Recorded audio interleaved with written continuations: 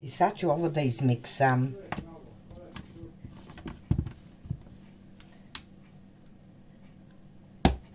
Sad ćemo da vidimo čiribu, čiriba.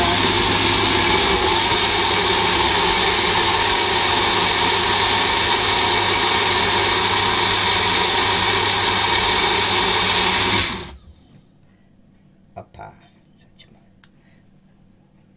Jo, pa i nije se baš nešto pomešalo. Jel vidite da se nije baš nešto pomešalo? A sad ćemo opet da uključimo.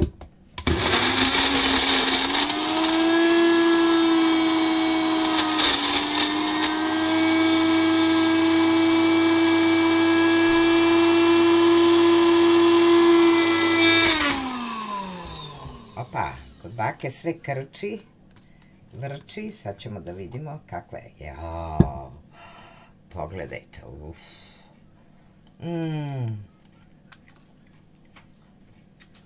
Oh, delicious. Fantazija.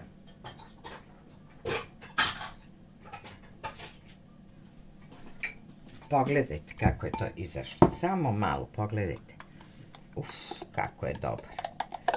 Mogla sam još da ga miksam, ali ovo je dovoljno. Dok ne bude kolač, ovo je za mog unuka. Slatkiš. Sad možete to u čaše, pa neki keks, pa bilo šta. Vidite, samo sam malo, pa vidjeli ste šlag krema. Tako, uživajte. Uživajte u lepim stvarima, volim. Zbakaduda, ćao.